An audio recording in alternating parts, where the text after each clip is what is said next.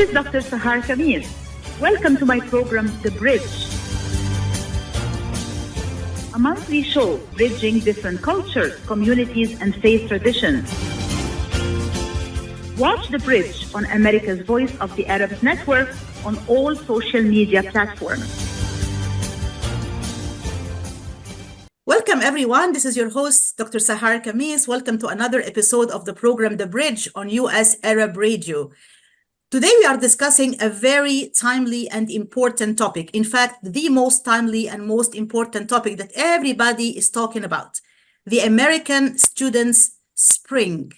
In America, its significance and its implications. And with me this morning are two university professors who are very much involved and active in these protests and very much aware of their importance, significance, and implications. They are Dr. Elisabeth Anker, Professor of American Studies at George Washington University, and Professor William Youmans, Associate Professor of Media Studies and Public Affairs at George Washington University. Thank you so much, both of you, for joining me today. I really appreciate it so much. Thanks for having us. Wonderful. And allow me to call you both Libby and Will in the interview. But of course, your official titles, like we mentioned in the introduction, Dr. Elisabeth Anker and Dr. William Youmans. So, Libby, I'll start with you. And I want you to give our listeners and viewers, please, a brief idea about your latest book. Congratulations on that. Ugly Freedoms, published in 2022. Give us a brief synopsis about this book and also, most importantly, its relevance to the current events and affairs. Ugly Freedoms looks at the ways in which we often see people using the language of freedom in order to justify violence and oppression against other people. And so I think we can certainly see this in the way in which a lot of politicians in the United States are claiming that Israel has the freedom to do whatever it wants in Gaza, that this freedom is righteous, that it is retaliatory, and also the way in which there's a kind of freedom against the protesters, that the protesters are wrong, and the way in which we keep freedom is by arresting them or punishing them in some way. And so I think we can see a lot of forms of ugly freedoms operating in the language that people are using to describe the war on Gaza and the student responses. Fantastic. Definitely a very clear and succinct connection between the book and the current events. And just to put a plug for the book here, if people want to purchase the book, where can they do so? Thanks. It's available on any platform, Amazon, Biblio, Bookshop, or in your local bookstore. Awesome. Congratulations again on this achievement. Thank you. And Will, I want to come to you with a question. How did it all start? What ignited the flames of this quote-unquote student spring as we are seeing it unfold right now? And what is the historical significance? There is definitely a historical context, historical significance for these protests. So please let us know a little bit about that. Yeah, well, the immediate cause for the encampment movement has to be, Israel's unfolding genocide in Gaza, which began in October 2023. But Palestinian solidarity activism did not just start on campuses. In fact, it goes back many decades. But many of the encampments are calling for divestment. They're calling for universities to end their investments in companies and in other entities that do business with Israel and specifically profit off weapons or the occupation or aspects of force. And the divestment movement goes back more than 20 years, starting in the West Coast, actually at University of California, Berkeley. Yes, but I also wanted to refer to the historical context in terms of similar students' protests that have erupted and unfolded in the past. Like, in the 60s and 70s, there have been some precedents for that on university campuses in the United States. Can you talk a little bit about that, please? Sure. Yeah, there were, from the 1960s, there were very vigorous protest movements on campuses around the anti-war movement in Vietnam. Before that, free speech on campuses and civil rights movements as well. Fast forwarding to the 1980s, there was a huge movement calling for divestment from South African apartheid. And this was all over U.S. campuses, and many universities divested actually from South Africa as part of the international solidarity movement. And that's what led in the early 2000s to Palestinian solidarity movements on campuses, largely through the organizations known as Students for Justice in Palestine. they kind of emulated that and set up some small refugee camps or checkpoints on campuses, or took over buildings, but nothing that they did in the early 2000s and since really compares with what we've seen since October. I mean, more specifically in the last month, where over 50 campuses, with over 3,000 students getting arrested at these encampments. I mean, this has been a really vigorous moment that I have never seen anything like that in terms of Palestine solidarity activism. But it follows a long line of campus activism in general. And it's one of the few places in American society where these kinds of social justice campaigns have a long tradition and really tend to thrive generation after generation. So this frustrates policymakers and the aristocrats and everyone else who's used to being able to control debate and discussion on campus, because, or in society in general, because what happens on campus is beyond their control. Right, and we can also mention the civil rights movement, right? Like, the war against Vietnam, the protests against, of course, the war in Vietnam, and also at the same time, the civil rights movement. These have been also very important, iconic moments in the history of students' protests in the United States. But it's fair to say that we have not witnessed this scale of students' protests since these iconic moments back in the 60s and 70s, when we're talking about the protests against the war on Vietnam and against, of course, as you said, apartheid, South Africa, and also the civil rights movement. So that's why it's a very historically important and significant moment, as you mentioned. Thank you so much for that. I know Libby probably has some thoughts on that. Where you see this in relation to other campus? Sure. No, yeah, I think Sahar is absolutely right. I mean, the historic nature of this is important. We have seen a lot of recent movements among students calling for divestment from fossil fuels, for instance, and that's been a large segment of campus life. And we do know that universities have responded to that and have begun to divest from investments in fossil fuels, often being pushed by students. So I also think a lot of students on campuses were galvanized by that and saw the divestments, calling for divestments from weapons manufacturing, from companies that were supporting the war in Israel. They saw that this has been successful, and I think that's part of what we're seeing now, but even at a much more significant scale. And part of what's so significant is the way in which these protests have been so deeply repressed and violently repressed, but from the police in other ways, in the way in which we certainly did not see for any climate movements.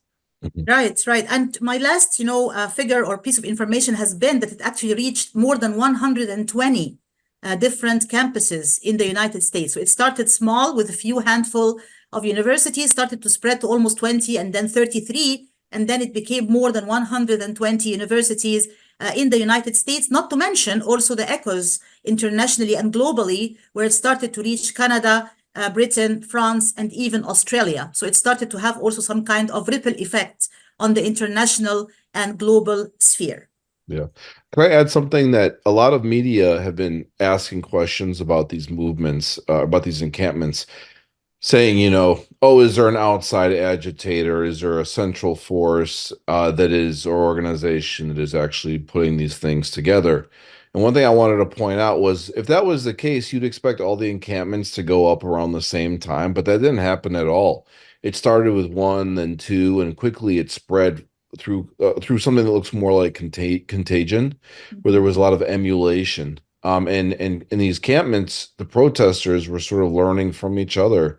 And so the idea that this was something that was centrally planned by any organization is just ridiculous. So it's very much organic, like indigenous, organic from the students themselves. Yeah. Very good.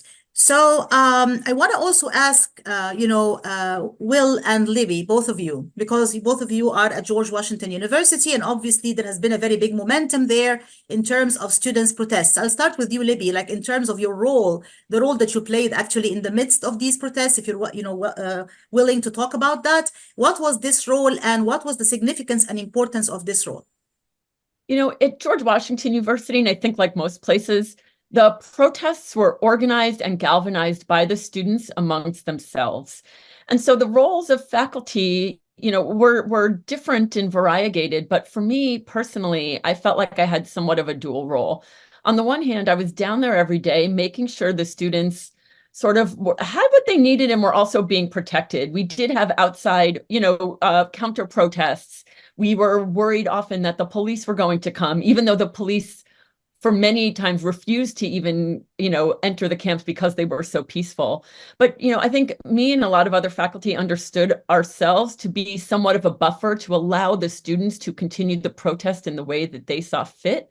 And that was our role. And my second role was to serve almost as an interpreter to the outside world, because so much of the media coverage of what the students were doing was incorrect. Mm-hmm. The students were constantly being called, right? Either whether it's outside agitators, we're being called violent, we're being called anti-Semitic.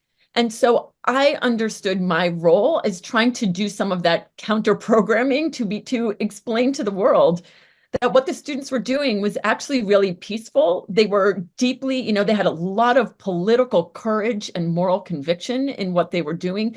They were united around calling for a ceasefire, calling for stopping the war, united for Palestinian liberation and freedom.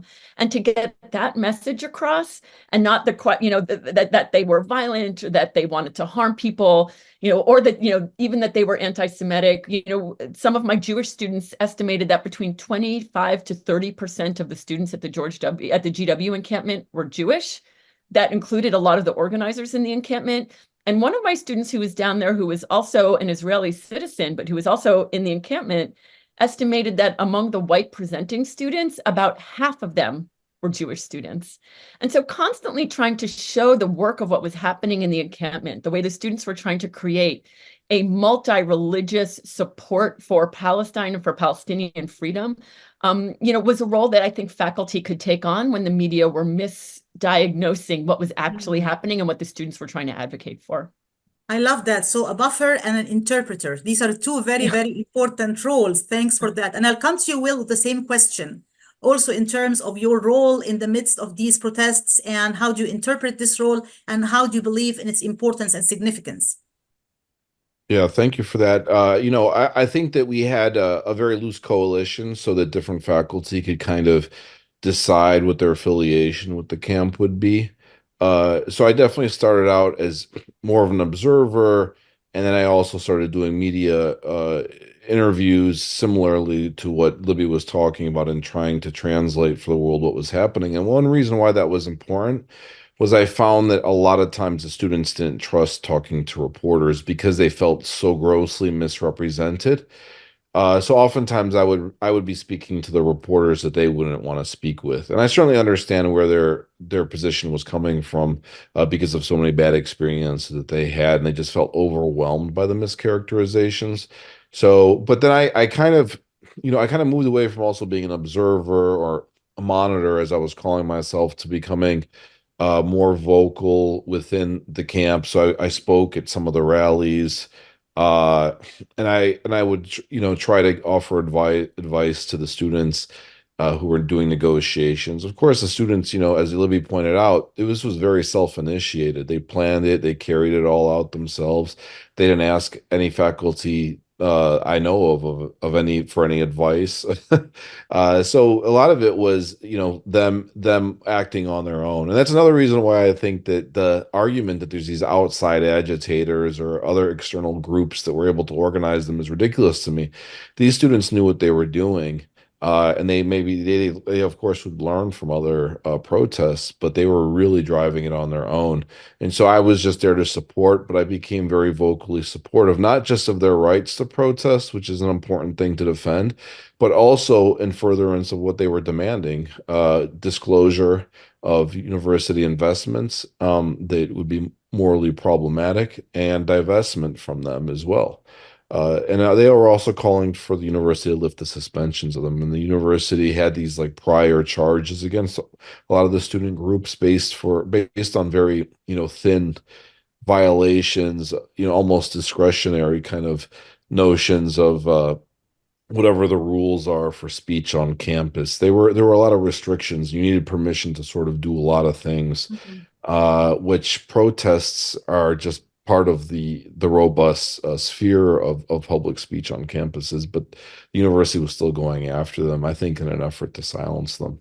Right, right. So an observer, but also a supporter and a participant. That is really very admirable. Thank Yeah. you So so much. I couldn't observe, at some point I could no longer be an observer credibly, so I moved away from that because you really have to be careful about what role you're going to play. If you're going to be neutral, you can't be too active of a participant. Right. So you had like a role switch. You started as an observer Yeah. and a person who was monitoring, and then you became more actively involved and really also an outspoken person who was speaking to the media and trying to clarify some of the issues that students maybe will find difficult to clarify on their own, or in some cases they may feel vulnerable, being the face of the movement or the face of the protests on public media. We'll come back to this very important and interesting discussion right after this commercial break. Stay tuned, please.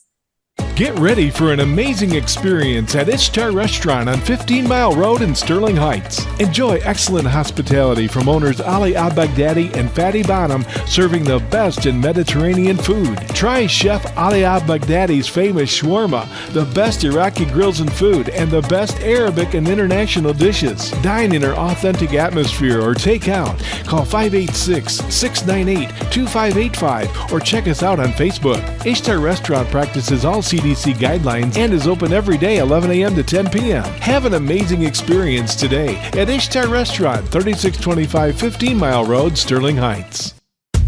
Hey, Michigan drivers. Are you sending or answering group chats behind the wheel? Checking emails at the light? Calling family or friends on the commute? Michigan's hands-free law makes it illegal to manually use electronic devices while behind the wheel of a vehicle. Breaking the law could mean fines or even community service. Go hands-free, just drive. It's the law. Learn more at michigan.gov/distracted driving. A message from the Michigan Office of Highway Safety Planning. Life for Relief and Development has now been rated as one of the best charities for humanitarian aid. Life's humanitarian projects span the globe, and Life is celebrating its 30th anniversary of providing essential life-saving aid to people and communities in 36 countries, regardless of race, color, religion, or cultural background. Where there is life, there is hope. And when disaster occurs here or around the world, including being one of the first responders to the Turkey-Syria earthquake crisis, Life for Relief and Development rushes in to provide food, medical aid, and shelter to those in need. We are looking to help the earthquake victims, and we take 0% overhead on emergency donations. So please help improve these efforts. Learn more about our involvement to help the helpless and bring hope where it's needed most, and make your tax-deductible donation to Life for Relief and Development now at lifeusa.org or call 248-424-7493. That's 248-424-7493.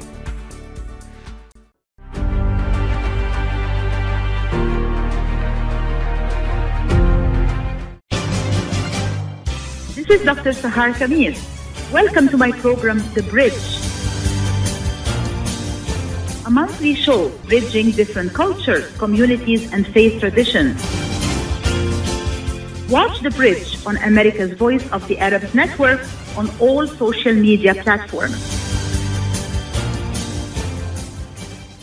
Welcome back again to the show, everyone. This is your host, Dr. Sahar Khamis, and we're talking today about the American Student Spring, the goals, the objectives, the significance, and the implications. And with me this morning discussing this important and timely topic are Dr. Elisabeth Anker, Professor of American Studies at George Washington University, and Dr. William Youmans, Associate Professor of Media Studies and Public Affairs at George Washington University. Libby, before going to the commercial break, Will was talking about some of the goals and objectives of these particular protests. What are the demands of the students? And I want you to elaborate a little bit more on this particular point, these particular demands and these particular objectives and goals. How many of them you think have been successfully achieved so far, and how many remain to be achieved?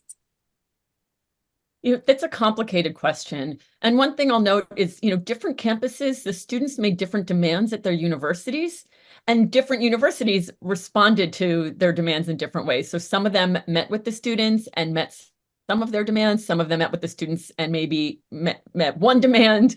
And some universities just sent police to crack down on their students. Instead of actually de-escalating, they escalated and criminalized. GW did a combination of some of those things. They tried to bring in the police, but the police would not come in and would not break up the encampment because it was too peaceful. Eventually they did, right before the Republicans, were threatening to bring the mayor of Washington, D.C. in before the Republican Congress people in order to kind of punish her publicly for not having the police come in. So GW's, we had a lot more national interference, which I also think made it a little bit harder for some of the students to get their demands. So they are still in the process of negotiation. We do know that the university did not suspend so far a lot of the students who were participating, who they had given a temporary suspension to. But on all of the other negotiations, the students are still in dialogue with them. And there might end up being some more of a hiatus during the summer than I think the students would have liked. But the students were calling for divestment. They were calling for disclosure, where the university would publicly list all of the companies, that they had invested in, which I think is an important practice for any sort of politics. That should be something that everybody would support. They asked the university to stop punishing pro-Palestinian speech, which is something that was a problem not only after October 7th, but also beforehand. The way that our student organizations, the Students for Justice in Palestine, were often being targeted for disciplinary action on campus, even when they were doing the same things that other student organizations were. So, all of that, I think, it continues to be in process. Is that what you would say, Will, for what's going on? Yeah, no, you put it very well. So, And I would like you, Will, to comment a little bit more on the atmosphere or the general environment at George Washington University, since Libby mentioned that in her response to the previous question. Like, I know that different universities had different approaches, different degrees of interference, or, a hands-off approach when it comes to dealing with the protests and the protesters. If you can just elaborate a little bit more on what you believe to be the situation, the atmosphere, the environment that prevailed at George Washington University, and what were some of the pros and cons of the way in which the administration dealt with these protests? I would actually have to say that before the camp started, going back to October 2023, that there was a general sort of disposition of the university to not talk about Israel-Palestine. And there was a real discouragement for faculty to do events. And there were so many times where there was just kind of like so much controversy put into place just at the idea of doing events. So, the administration ran away from being a leader or sort of like modeling how to discuss politics. A lot of it was happening then in classrooms where students were very responsible for the most part and able to sort of talk things through in an informed way. But at the university level, there was just so much sort of pressure against doing anything on this issue. And so it really set up, I think, in many ways, this overreaction and hostility to the beginning of the protest camps. And as Libby pointed out, there had already been these efforts to silence student activism previously. So the university administration was really not in a good starting position when these camps went up, and they kind of used they took more of a suppression approach rather than a negotiation and dialogue approach. I think that other universities were much smarter in the way they handled it, but each university is different. One of the, I wouldn't say that there were many pros in how the university responded. I mean, they were kind of lucky that the Metro Police Department said that we're not going to go in and close up the camp immediately, because what actually happened at the camp was almost in many ways a model for what a university can be, where students were initiating education on their own. They were organizing teach-ins. There was much sort of like opening of speech, and there was a sense of community, and people who disagreed still went to the camp and they argued with people. I mean, sometimes, it got a little heated, but for the most part, it was like a very open place to discuss things. So I think the university could have handled it much better instead of answering with police, because it's a nonviolent protest, and police use violence, and this is not what the university should be doing. Yeah, thank you so much for that, Will. And I come back to you with the question, Libby, which is related as well. You mentioned something about the word international pressure, and I want you to elaborate a little bit more on what that means And also, following up on this particular point, obviously there have been right and wrong approaches in terms of dealing with these protests on the part of university administrations. We have seen what happened in Colombia, for example, which ignited the protests for the large part. So I want you to elaborate on these 2 points. Number one, what does it mean, the international pressure when it comes to GW in particular? And number two, the right and wrong approaches in dealing with the protests from your own point of view. Great. It was international pressure in the sense that Washington, D.C. is the capital of the country. And so it's often being shown everywhere as a model. And it was being used to, as a criticism, especially for people who were criticizing the student protests internationally. Even Washington, D.C. can't control student protests, which was also then, part of what our students were advocating for. There were two things that were quite unique about the GW encampment. One is that it was 4 blocks from the White House. So it is literally students coming right at the center of power. They're 2 blocks from the State Department on one side, 4 blocks from the White House. They understand part of what they're doing every time they're practicing political speech and political action. They're oriented to our university, but they're also oriented to the nation itself. And the second thing that was unique is that it wasn't only an encampment from one university. Part of what they were trying to do was to show solidarity across the larger Washington, D.C. area. So you had up to 8 colleges with students who were involved with faculty observers and buffers. And so part of what they were trying to do was to make an argument that their encampment was also significantly larger, even though they are targeting their individual universities, that part of what they're calling for is something much larger than even divestment from the university, but was changing the entire national narrative about the U.S.'s support for Israel in its, in its war, in its genocidal intentions in Gaza. And so that ended up shifting a little bit how the university responded, and also how the students were always, positioning themselves vis-a-vis discussions about the nation. Right. And the right and wrong approaches in dealing with the protests, from your own opinion, maybe an example of bad approach beside the Colombia, Starking example, of course, and maybe an example of a good approach where the administration and a certain university was able to respond in the proper and correct way in dealing with the protests. Right. There were bad responses in many places. Colombia is obviously an example, but we also saw at a lot of places that were not in huge metropolitan centers, but places in smaller college towns where the police would be immediately called in. I'm thinking of Dartmouth, I'm thinking of Indiana University, Ohio State, where police are not used to being in a position to support First Amendment rights to free expression and to free assembly. And so the immediate response by presidents and also by local police was to come in and to beat and arrest and criminalize students for literally camping on the grounds of the universities that they attend. So those were the terrible responses, and we saw a lot of them, right? The push to criminalize nonviolent speech, I think and to do it in really brutal ways. I just want to add about UCLA, because what we saw there was so horrendous.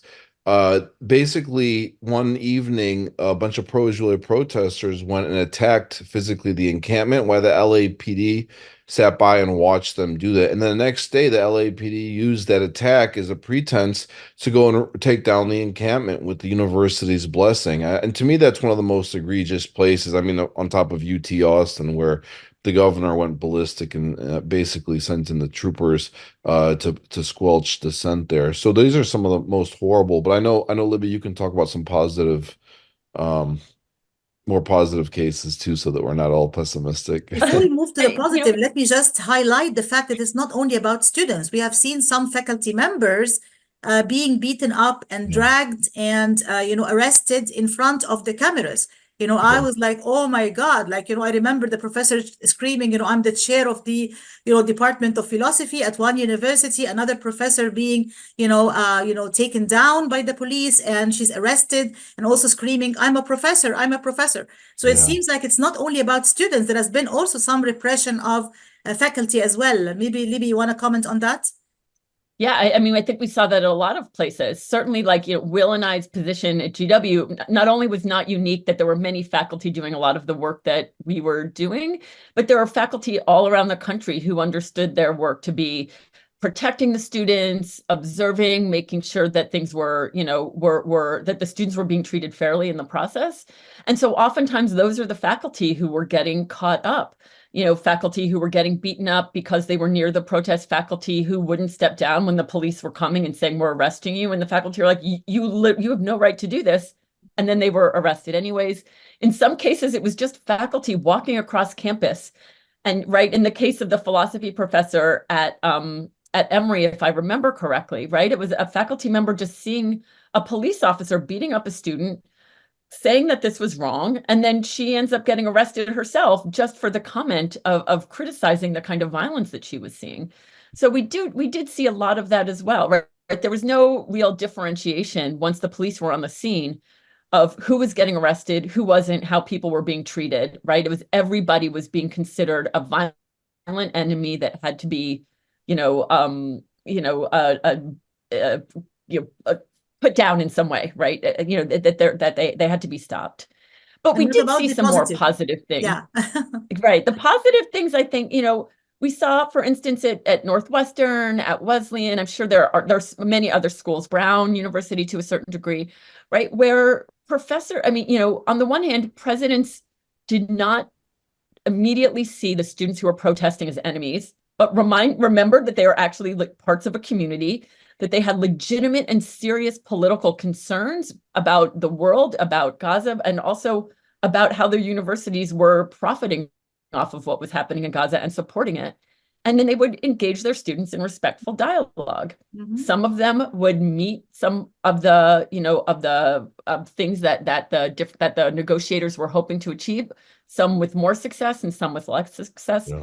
But the best result was when you actually saw administrators treating students respectfully, recognizing the political importance of their encampments and treating it as such, as instances of really valuable political speech, and taking their negotiations seriously, right? With any form of civil disobedience, people don't engage in civil disobedience if they feel that their institutions are listening to them. Because otherwise you talk to people, the institutions are responsive to your needs, and they're dealt with and you move on, right? People only do these kind of acts of encampment or civil disobedience, protest in this way, when institutions are refusing to listen to them.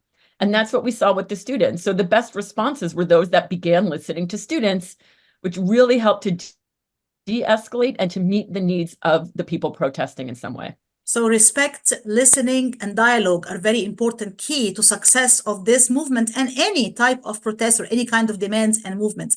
We'll come back to this very important discussion right after this commercial break. Stay tuned, please. In a perfect world, everyone would be a perfect driver. Hands at 9 and 3, everyone. 9 and 3. Everyone would follow all the rules. Please, go ahead and merge. I'll make room. Thank you, fellow driver.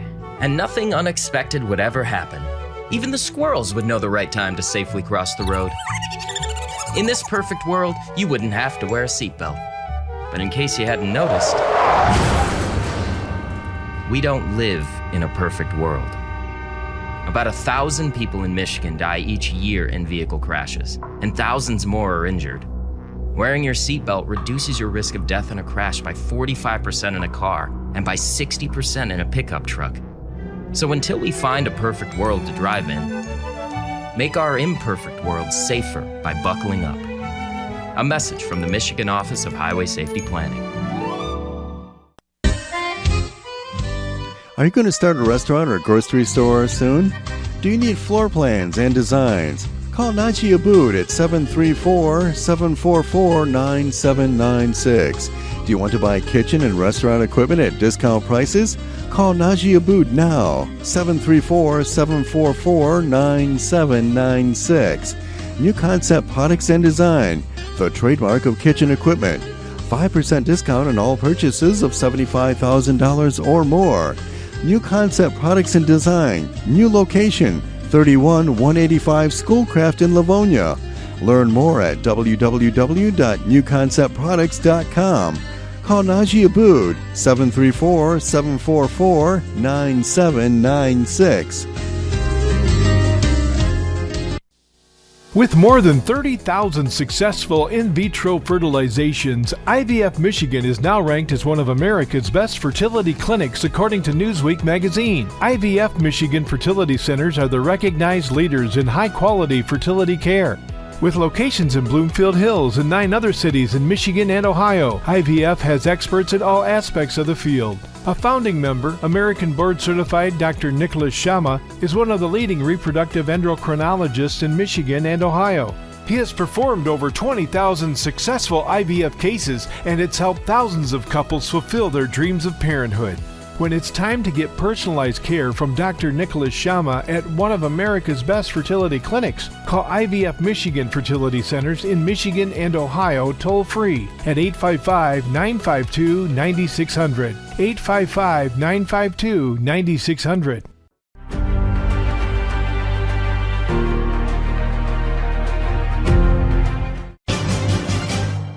This is Dr. Sahar Khamis. Welcome to my program, The Bridge, a monthly show bridging different cultures, communities, and faith traditions. Watch The Bridge on America's Voice of the Arabs Network on all social media platforms.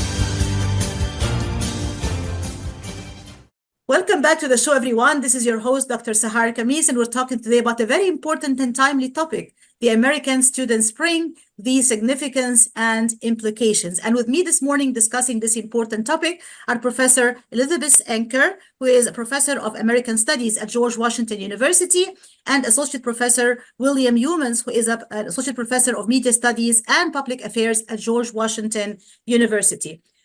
Will, the term Arab Spring, right, is a term that has been used frequently to describe the movements in the Arab region, and many people have written about it, including myself and yourself. Now, when this term is being used in the context of the Students' Spring in the United States, what is your take on that? Are you pro this term? Do you like it? You don't like it? What is your feeling about it, and why? You know, given what has happened to all the countries where there were Arab Springs, I would hate to see a sort of analogy with the Student Spring.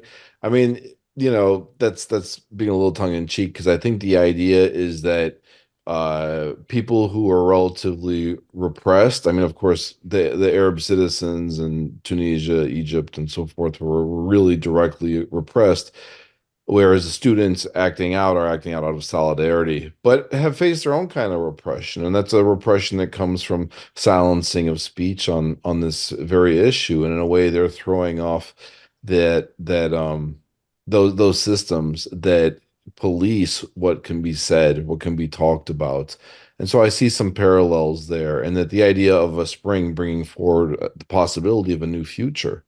So the students are acting in a way that, you know, is breaking with taboos, is going to lead to a new normal, new expectations. And the power of these students, by the way, is that they haven't internalized the limitations in the way that older generations do. You know, we come to think of like what's possible politically, but students come in with a fresh eyes, fresh imagination. They see something wrong and they think that they must act, where a lot of older generations through wisdom become a bit more defeatist. And I think that that's where there's a parallel, that it feels like it's a new day. Mm-hmm. But what worries me is actually what we learned from the Arab Spring, which is our regimes find ways to undo change. And so I do worry about what's going to be coming in the fall. It's not just university administrations that are deeply averse to progress and change. It's also that there's these boards of trustees that control these institutions. We just saw the president, I think, at Sacramento State University, who made a deal with the protesters, got fired. And then also there's the donors and the external advocacy groups that are pushing this issue on campus. They're going to be very mobilized around this. And state legislatures on top of it, who are looking at ways to criminalize dissent towards Israel. They've already passed anti-BDS laws in I think about half the states. So we're going to see these engines of repression get fired up in the fall even more. So it is safe to say that you have mixed feelings about it. Yes. You do see the potentials, you do see the parallel, the connection, obviously, but you're also a little bit wary of the use of this particular, similarity or parallel because of Yeah. the Well, I repressive think, outcomes. yeah, I think it can inform how we think about what might be happening in the future. So, Yeah, well, let's hope to be a little bit optimistic and hope that things will go in a positive direction with the student spring much better than the outcome of the Arab Spring, hopefully. Libby, as also a political theorist and someone who's been talking about, issues of freedoms, obviously, I want you to talk a little bit about the boundaries of academic freedom, freedom of expression in general, academic freedom in particular. What are the boundaries within which these students can express their views and their opinions and go out and protest? And are there any red lines, that they have to stop at? And if so, what are these red lines? And if you can give us some examples, please. Sure. Freedom of expression is really broad in the US. And even though, sometimes there are places where it does and does not apply as much, I think in a university context, especially in a context where academic freedom, which is the freedom to research, pursue, and advocate for things that comes about through your own scholarship, your own understanding of politics, right? Freedom of expression is really high in this instance. And of course, the boundaries are usually drawn when people are advocating clearly for violence and trying to instigate violence. So that's a somewhat high bar. And if the point of universities in many ways is to cultivate academic freedom and free expression, right? It's the pursuit of knowledge, the pursuit of research, the pursuit of understanding the world, right? That bar is really high for what students can say and how they can say it. If the line is advocating for violence, that is something we barely saw at any of these protests, certainly not at GW, right? And calling to end a war, calling for freedom of people is certainly not advocating violence or supporting it in any way. So a lot of where the lines were drawn around what students can and cannot say, we're drawing them way too tightly. Because, in truth, the students do have a lot of capacity, both under academic freedom and under freedom of expression. And none of them were doing what they were being accused of, right? Criticizing Zionism and calling for an end to war is not advocating and inciting violence in any way. And I think oftentimes it was intentionally misunderstood to use as justification for shutting down the protests.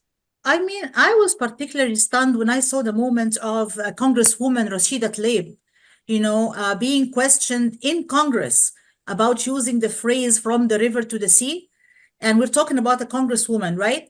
And the phrase was seen as like, oh, this is calling for the end of Israel, and therefore it is anti-Semitic, and therefore it is calling for the killing or the genocide of all Jews. I mean, it's very important to have clarity in terms of what these words mean, what these phrases mean. I mean, Libby, and then I'll also hear from Will as well. How can we possibly reach a level of certain clarity in terms of rhetoric and language and definitions in order to protect free speech in a more practical way? What are your thoughts, Libby?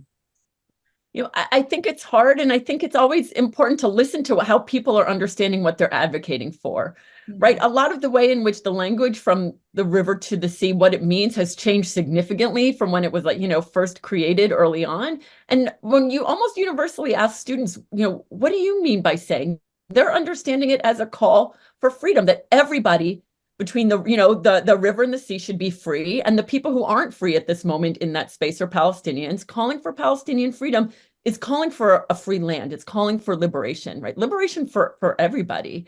And so listening and trusting the students, listening to how they understand the language that they're using is really important. And I think the students were so often, as Will earlier noted, were never allowed to have the authority of their own sayings, and they were always being, intentionally misunderstood from the media or whatever anything that they were saying, it was being hyperbolically explained as a call for violence, whatever they were saying. And I also think it's really important to understand that the protests are still happening within the context of a university where students are learning. And so oftentimes, when people were saying things that maybe other people might not be, comfortable with, sort of claims about, a kind of a decolonization that would be exterminationist of Israelis, and saying chants that were like that. And then other students would say, well, when you say that, well, maybe you're just, perpetuating another form of exterminationist logic. Let's actually think about it as calling for interdependence. And students would say, oh, okay, thank you for, like, I didn't know that. Let me, rethink these things. And allowing, students see what's in front of them right now. They see the horrific violence and genocide in Gaza. They want to change it, and they're trying to advocate for a voice. And that's what's bringing all the students down there. And then the space itself becomes a lesson in how do we use language? What does it mean? Right. How do we make it learn something differently? And we need to allow these 18, 19, 20, 21-year-olds to be educated at the same time while they're on the ground and to learn from each other. And, I think expecting that level of compassion and generosity to them will also allow us to interpret what they're doing in a different light. Exactly, like turning it into an educational moment, right? A moment to learn something new, a moment to learn something valuable and important. And Will, I also want to hear from you, because this is a very important point.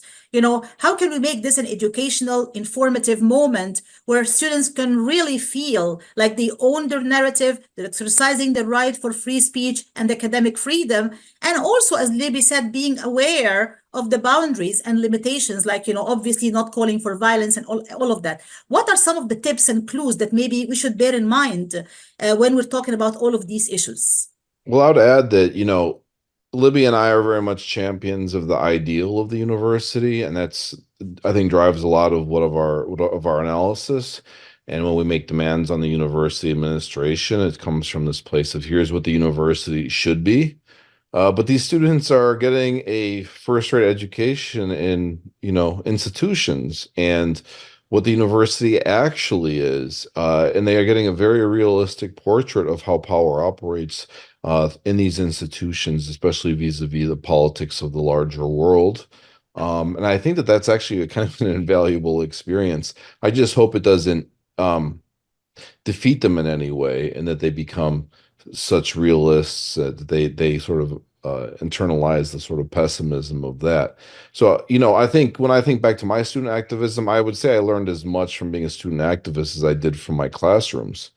And I actually encourage students to become engaged in politics, to become student activists, just for that reason alone, just because it teaches them how to advocate, how to argue, how to become fluent in institutions, and how to navigate them. But I think that the education is going to happen no matter how the university reacts, whether it reacts in a way that it should, embodying a sort of vision of the university that is a defensible one. But unfortunately, a lot of them are much more like corporations, private entities that are beholden to interests outside of just merely the educational ones. And I think that's really being exposed by these reactions that we're seeing across the country. Excellent. We'll come back to this very important discussion right after this commercial break. Stay tuned, please. What's my ETA? Your estimated time of arrival is 9:17. I'm late. I'll have to punch it. Speeding will save you just 1 minute and 36 seconds. It will also increase your risk of a crash, as well as the odds that you will be stopped and issued an expensive speeding ticket. Yeah, but... In 1 year, there were 22,000 speeding-related crashes in Michigan, resulting in 200 deaths. If I had someone in the car with me, I'd drive slower. But it's just me. This is not a logical response. Though you have no passenger, surrounding cars contain 27 others, including 5 children and 1 Labrador Retriever. How do you know all this stuff? I know everything, Kevin. Your risk of a crash increases with every mile you drive over the speed limit. So slow down. Speed enforcement is happening now. A message from the Michigan Office of Highway Safety Planning.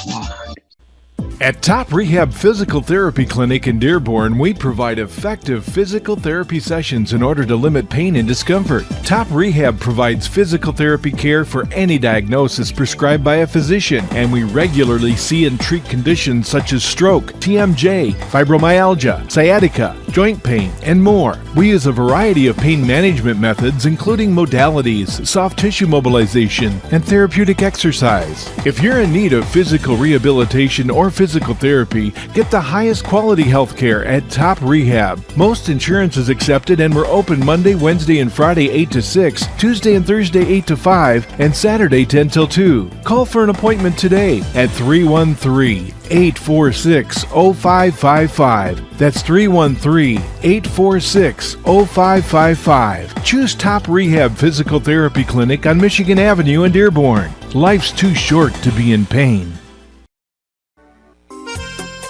Ziyad brand. Quality products from our family to yours.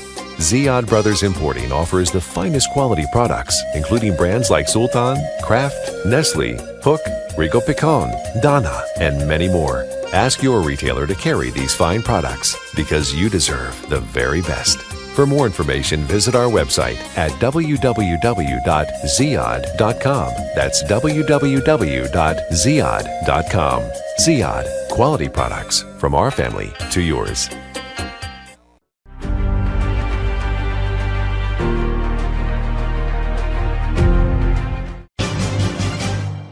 This is Dr. Sahar Khamis. Welcome to my program, The Bridge, a monthly show bridging different cultures, communities, and faith traditions. Watch The Bridge on America's Voice of the Arabs Network on all social media platforms. Welcome back to the show, everyone. This is your host, Dr. Sahar Khamis, and we're talking today about the timely and important students' protests on U.S. campuses, their historical significance, and their long-term implications. And with me this morning discussing this important and timely topic are Dr. Elisabeth Anker, Professor of American Studies at George Washington University, and Associate Professor Lafi Youmans, Associate Professor of Media Studies and Public Affairs at George Washington University. Libby, there have been so many strategies that have been used, unfortunately, to tarnish the image of the protesters, to paint them in a negative light, to try to distort, if you will, their image and really portray them in a negative light in the media and in the public eye. Can you please comment on these particular strategies? Some of them are new and some of them are old. A common strategy that I think has been used since the 60s, if not before, to tarnish student protesters is to say that they are too young to know what they're talking about, right? That they're naive, that they don't have the intellectual chops, that they're so idealistic, that they don't understand history, they don't understand complexity, right? Painting them as if they are not actually the moral conscience of the nation, which they almost always are, right? You can almost track progress by where student protests are, but instead to denigrate them as not intelligent, as not thoughtful, as not educated. So we are seeing a huge amount of this, right? We see people often saying students don't understand the region. They don't understand its complexity, right? We heard, Hillary Clinton saying this recently, but we otherwise hear it all the time. That students are problematic because they just are, contagiously seeing what other people are doing, or that it's cool to protest is also a way of denigrating it, rather than thinking about what actually makes being part of the encampment so captivating for students. And in part, it's because they actually feel that they're part of something that is politically powerful, valuable, and morally clear to them in a way that other parts of their, education might not be, right? So taking the things that bring them together and then denigrating them for that. We see a lot of people claiming they don't understand the region, or that they couldn't find Gaza on a map, regardless of whether that's true, but using that to say that therefore their speech is illegitimate, that they can never talk about something unless they can precisely locate something at any moment, as if that itself is its own moral compass. So we've seen, a lot of traditional ways, but also new, particular to this moment, for how students are being attacked as not allowing their speech to be valuable, not allowing it to stand on its own, and not presuming that they have real, good faith in what they're doing and why they're doing it. And if I may also ask you, before I go to Will with the same question about the tarnishing of the images of the protesters and the negative, claims and misperceptions against them, I also want to ask you, Libby, about your own prediction about the trajectory and the future of these protests. Now that we are coming close to the end of the academic year, obviously, and everybody is going to be going home. Some students are going to be going home to other maybe states, other places. How do you actually perceive the future trajectory of these protests moving forward? I think it is unclear, to be honest. I think there's going to be a lot of reckoning among colleges over the summer for how they responded. the damage that it took to a lot of their reputations for the way in which they treated students and what they want to do moving forward, how they might want to negotiate when we come back. My guess is the summer itself will be a downtime. A lot of students themselves don't live near their colleges. They're home for the summer, but the students themselves are going to have time. Some of them only had a couple weeks or a week to prepare, even less, I believe, for some of these protests that they were enacting. So they're actually going to have some more time to think things through, to think about what worked, what didn't, how they can push more strongly for their negotiations. I think it's possible, that things are going to start right up again the minute we come back to school, both sides probably fortified in some way. I don't think that this issue will drop. I think we just might see things developing, a little, perhaps less energetically, but perhaps in a more organized and powerful way. So you see the summer as a time for them to recharge and rethink and, maybe reconsider some of the things they have done right, some of the things they need to improve moving forward, but you don't see it like an end to this movement. I don't. And especially because, on the one hand, the students will and administrations will be regrouping. On the other hand, what's unfolding in Gaza is a catastrophe where every minute makes a difference in whose lives can be saved. How can we stop, prevent some of the destruction? So I also think that, against a time to recharge, they also have a real moral impetus to try to get the war to stop as much as possible and to use their levers of power. So that is something that is motivating the students, perhaps not the administration, but I think is going to be a real forward push and momentum for them. Excellent. Thank you for this positive outlook on the future. And Will, I'll come to you with the same questions. First, about the tarnishing of the image of the protesters, maybe not only what, Libby mentioned in terms of, showing them or trying to show them as incompetent or incapable or, ill-informed, they don't know what's going on, but also there have been charges of violence, of chaos, of outside instigators, of anti-Semitism. If you can, in a nutshell, try to provide us with some kind of background about these particular charges, and also how can we respond to them? There's also been an effort to taint the protesters as being anti-Semitic. There's been outside groups that have tried to provoke certain kinds of reactions, or they'll try to identify signs or slogans and say that those are the same things as anti-Jewish hatred. And sometimes these get picked up by media, and then they use it as a way to sort of depict all the protesters being as such. But the student protesters, especially at GW, were very disciplined. And when they saw a message or heard a slogan that they thought was reflecting any kind of hateful intent, they tried to silence it. It was very difficult for them to do that because a lot of times it was people who were not affiliated with the camp who were coming in with signs or slogans or that kinds of things. And so that's one of the tips that the students can deploy is that they have to sort of monitor the messages that are coming out from the people who are there to support them.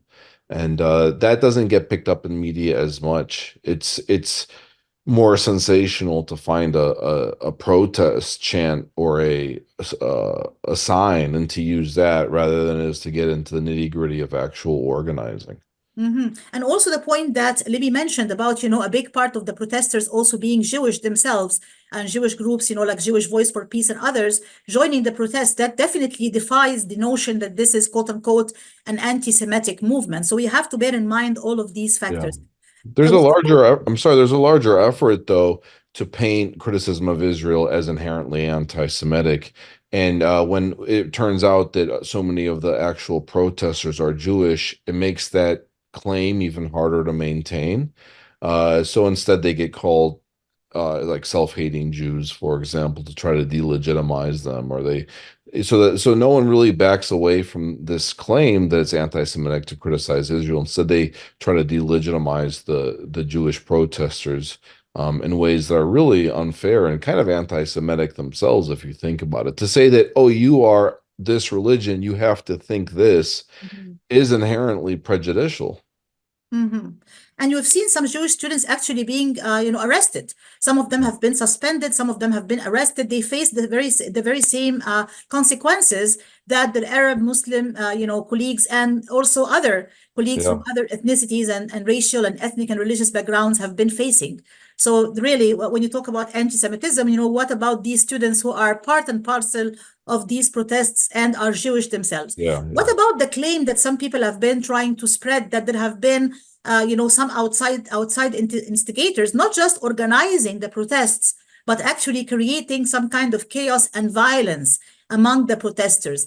Is this true? Have you seen any incidents where this actually happened? There was actually a really good study that was published in The Guardian that there was a quantitative analysis of all the encampments and actually other protests as well. I think they had like maybe 1,000 cases total they looked at. They only found violence in 3% of all these protests in the United States. And of that 3%, almost all the violence was initiated by police. And so the idea that there's significant violence, is really not empirically founded. So a lot of times the media coverage, when it wants to show violence, it really shows stuff like property destruction. Oh, the protesters at Columbia broke a window to occupy the building.